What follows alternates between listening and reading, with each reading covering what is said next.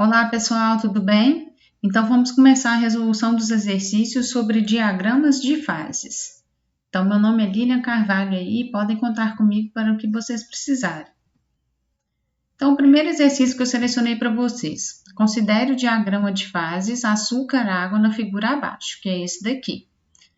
Responda, letra A. Que quantidade de açúcar se dissolverá em 1.500 gramas de água a 90 graus?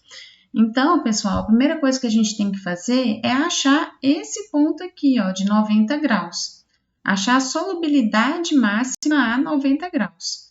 Então, eu vou traçar uma reta aqui, ó, bem no meio entre 100 e 80, né, o 90. E aí, a solubilidade máxima nessa temperatura fica mais ou menos aqui, ó, em 78%, mais ou menos. Então, no caso, o exercício pediu a quantidade em 1.500 gramas de água. A composição que está aqui está em porcentagem em peso de açúcar. Então, nessa temperatura de 90 graus, eu consigo uma solução contendo 78% de açúcar e o restante, né, para a gente chegar em 100%, ou seja, 22 gramas, seriam de água. Então, 78% de açúcar, 22% de água. Então, ele quer a quantidade em 1.500. Então, 78 para 22, x para 1.500. Então, a gente obtém essa quantidade aqui de açúcar, que nós conseguiríamos solubilizar em 1.500 gramas de água a 90 graus Celsius. Então, essa daí é a resposta da letra A. Letra B, se a solução saturada do item A, se essa solução aqui, ó, contendo 78% de açúcar e 22% de água, for resfriada até 20 graus, parte do açúcar precipitará. Qual será a composição da solução líquida saturada resultante? Então, ele quer a composição do líquido. Então, ele quer, em outras palavras, né, a solubilidade máxima a 20 graus Celsius. Então, vou traçar uma reta aqui, ó, em 20. E aí, a gente cruza aqui, ó, encontra aqui a solubilidade próximo aí de 64% de açúcar. O restante, 36% em peso de água, tá bom? E por último, qual vai ser a quantidade de açúcar sólido que sairá da solução, ou seja, que vai para o corpo de fundo, né, que vai ser precipitado, quando a gente faz esse resfriamento dessa primeira solução aqui, ó, que estava a 90 graus, e passa ela para a temperatura de 20. Quanto de açúcar que vai para o fundo? Então, a gente viu, pessoal, olha só, que a 20 graus a gente vai ter 64 gramas de açúcar para cada 36 gramas de água. A quantidade de água é a mesma, né, que estava lá a 90 graus, a gente não mudou, a gente continua tendo aí 1.500 gramas de água. Então, quando a gente faz essa regrinha de 3, a gente acha aí, ó, 2.666,7 gramas de açúcar. Então, essa daqui é a quantidade de açúcar que eu consigo solubilizar em 1.500 gramas de água a 20 graus Celsius. Então, ó, quanto de açúcar que vai ser precipitado? A quantidade inicial que eu tinha solubilizada, menos a quantidade que vai ficar solubilizada a 20 graus. Então, ó, um menos o outro, a gente obtém essa quantidade aqui, ó. É 2.000, tá, gente? Desculpa aí, 2.651,5 gramas de açúcar.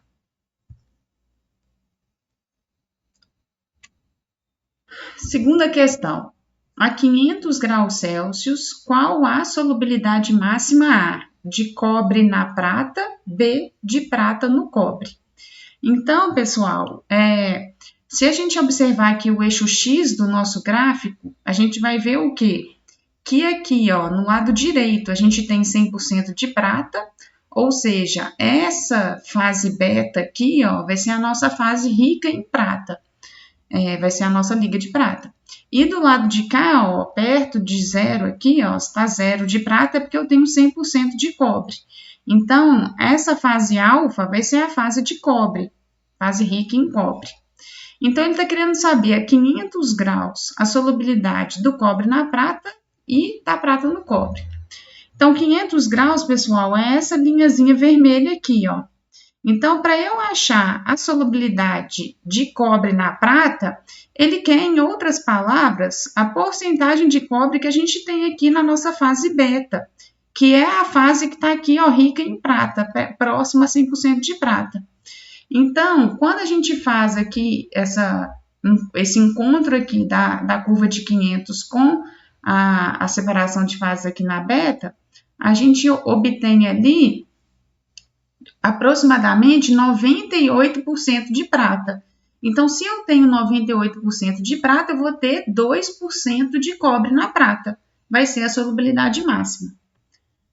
Agora, em relação à prata no cobre, aí eu tenho que olhar a quantidade de prata que eu tenho na fase alfa. Então, dá 1,5% de prata. Então, essas daí são as nossas respostas. Terceira questão. Deseja-se produzir uma liga de cobre-níquel que apresente um limite mínimo de resistência à tração sem trabalho a frio de 350 MPa e uma ductilidade de pelo menos 48% de alongamento. Aí ele pergunta se uma liga com essas características ela pode ser produzida e, em caso positivo, qual que tem que ser a composição. Então, ele definiu um limite mínimo de resistência à tração de 350. 350 é essa linha vermelhinha que eu passei aqui, ó. Então, ele fica acima de 350 durante, ó, iniciando aqui, ó, perto de, sei lá, aproximadamente 25% de níquel e terminando aqui, ó, aproximadamente, sei lá, 99% de níquel. Então, entre 25% e 99% aqui, a gente obtém um limite mínimo de resistência à tração de 350. Para o caso do alongamento, ele pediu um alongamento de pelo menos 48%. Então, 48% dá essa linha vermelhinha aqui que eu passei aqui. Então, fica acima de 48% nessa região aqui, ó, inferior aqui a, sei lá, uns 12% mais ou menos, e nesse finalzinho aqui, ó, que também está ali próximo a 99%. Então, no caso, só para essa composição aí de 99% de níquel que a gente conseguiria obter essas duas propriedades, tá bom?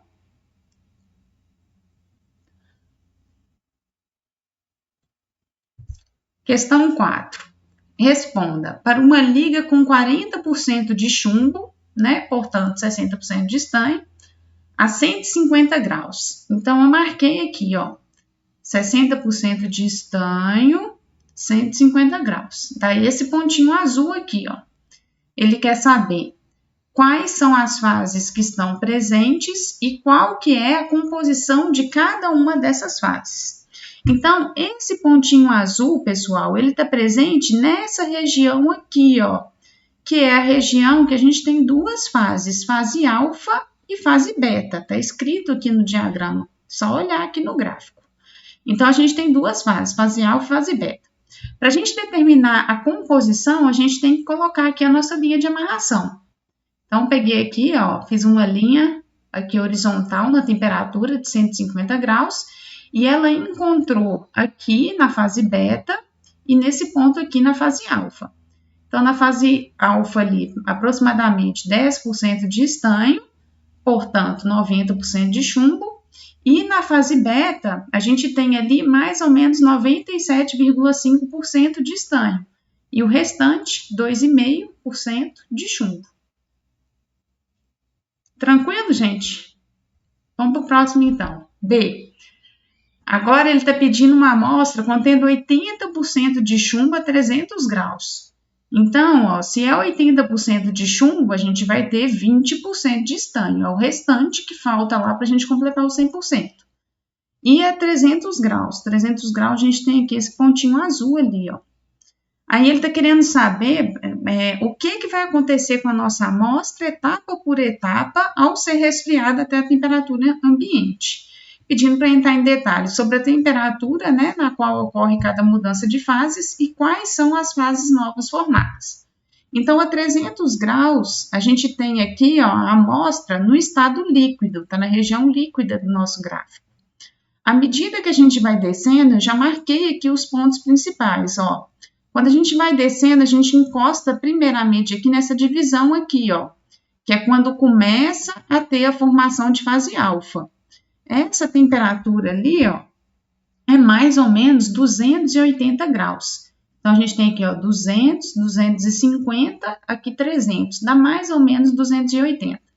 Então, a 300 a amostra estava no estado líquido, a 280 graus a gente começa a ter a precipitação aí de fase sólida alfa, fase alfa.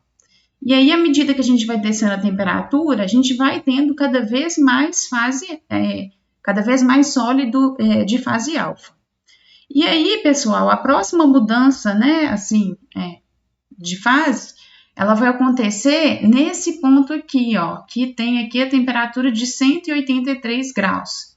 Nessa temperatura, a gente deixa de existir fase líquida e a gente tem a nossa amostra totalmente sólida, na forma de duas fases, a fase alfa e a fase beta. Aqui é 183.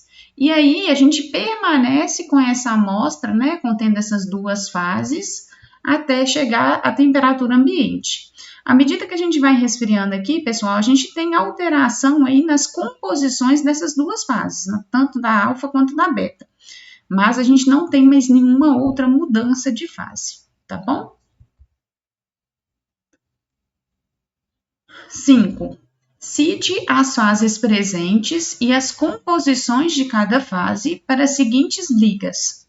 Então, na letra A, 90% de zinco e 10% de cobre a 400 graus. Então, aqui o eixo X está em função da composição de zinco, a gente tem 90%.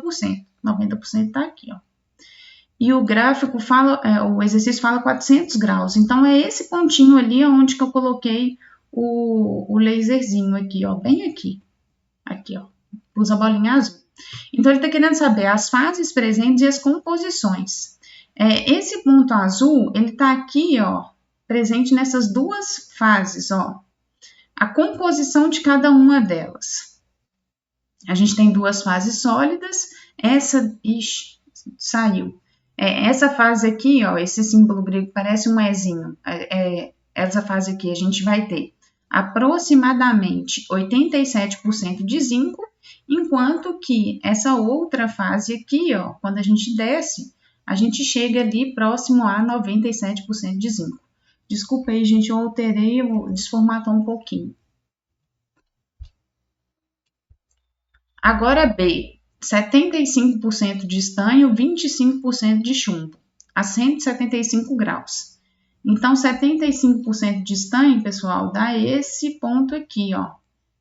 Ali, ó, a 175 graus, da onde que eu coloquei o pontinho vermelho. Então, a gente tem duas fases, a fase alfa mais fase beta. Olha aqui, ó, a região dentro do diagrama que esse ponto tá.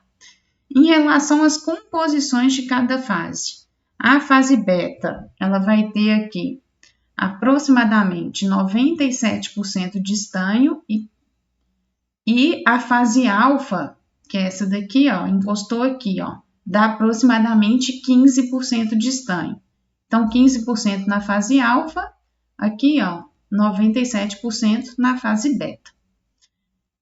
Aí, pessoal, isso daqui se a gente fosse analisar, né, se a gente fosse fazer a regra da alavanca para analisar o teor de cada fase, a porcentagem que eu tenho de cada fase na minha amostra. Então, né, se eu quisesse determinar, a gente ia chegar lá que a gente tem 27% da amostra na presença de fase alfa e 73% na presença de fase beta, tá bom? Na 6, pergunta o seguinte: é possível haver uma liga de cobre-níquel que, em equilíbrio, consiste em uma fase líquida com composição de 20% de níquel, 80% de cobre, e também uma fase alfa com 37% de níquel e 63% de cobre? Aí ele está perguntando, se isso for possível, qual que deve ser a temperatura aproximada da liga? Então, pessoal, olha só, para a gente ter essa fase líquida com 20% de níquel, ó, 20% de níquel na fase líquida, a gente tem que estar, ó, em alguma, deixa eu marcar aqui mais fácil, 20% de níquel, a gente tem que estar nessa região aqui, ó. Só que nesse ponto aqui, pessoal, em qualquer composição dentro desse ponto, a gente vai ter a nossa fase sólida, a fase alfa, com aproximadamente 30% de níquel e não 37%, como o enunciado perguntava. Então, para 20% de níquel na fase líquida, a gente vai ter 30% de níquel na fase alfa. Então, não é possível essa situação aqui, essa condição que o enunciado está colocando.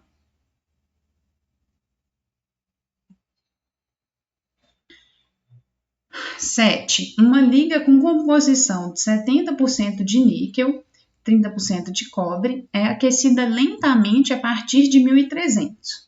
Então, pessoal, ó, 1300 está aqui, ó, 70% de níquel, 1300 graus. É esse pontinho azul. Então, ela vai ser aquecida, ó, um aumento de temperatura a partir desse ponto.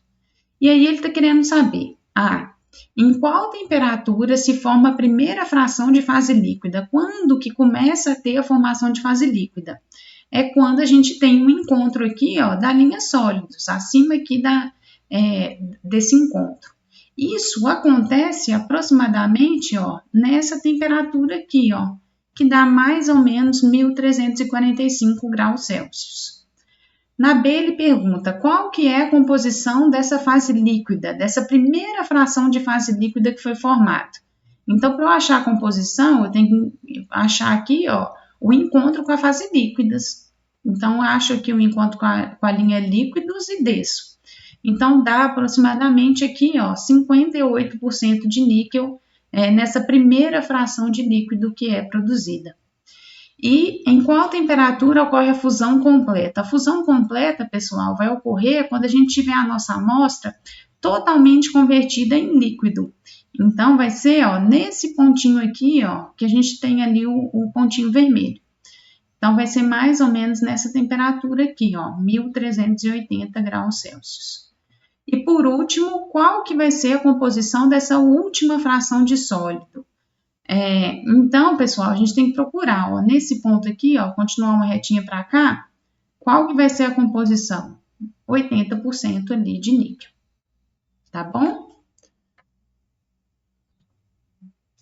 Agora essa daqui, ó, uma liga de magnésio chumbo com massa de 5,5 kg, então eu tenho essa massa da liga, consiste em uma composição, consiste em uma fase alfa sólida com uma composição ligeiramente abaixo do limite de solubilidade a 200 graus.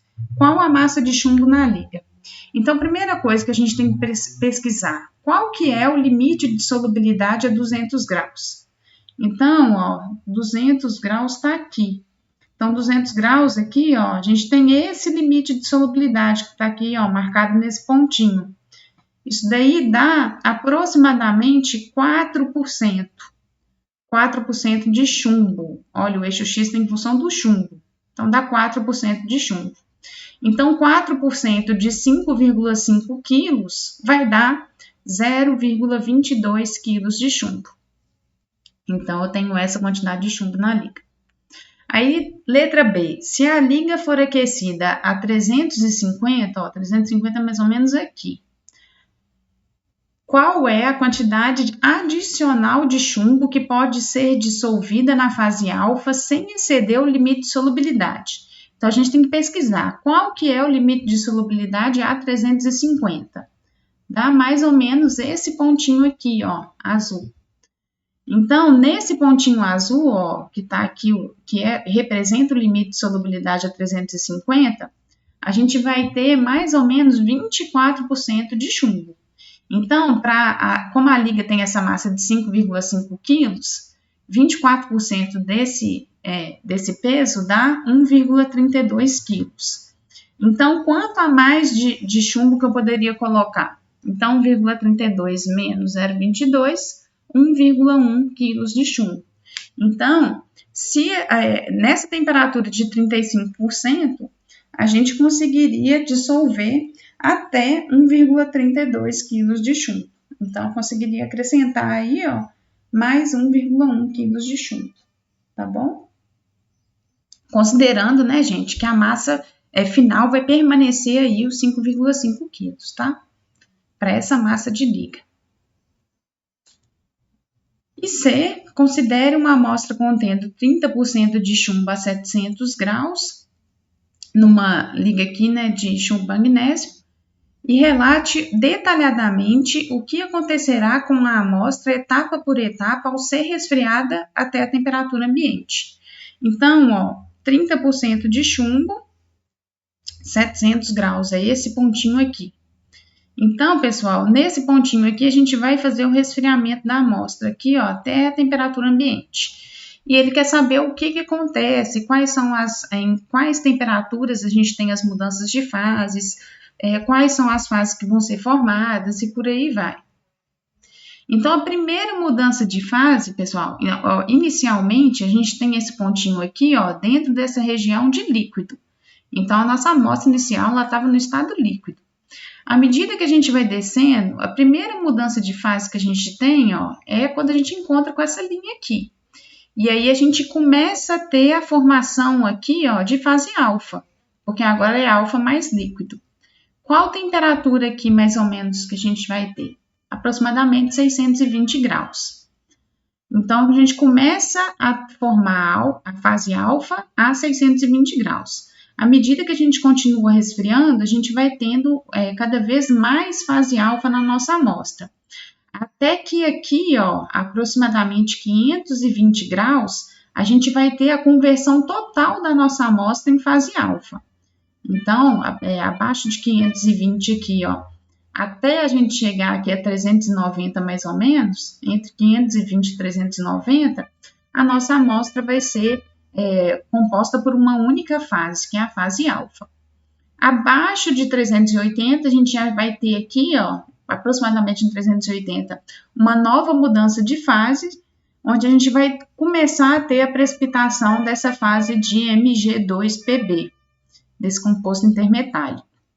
Aí, abaixo dessa temperatura, a gente vai permanecer com essas duas fases, né?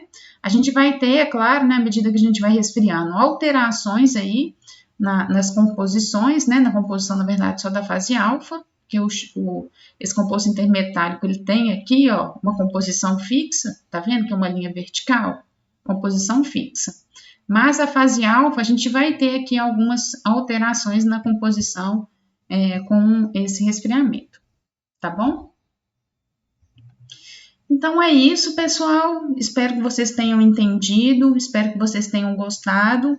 E se vocês, porventura, não entenderem, vocês podem me mandar e-mail ou a gente pode tirar a dúvida no nosso encontro virtual, tá bom? Grande abraço aí.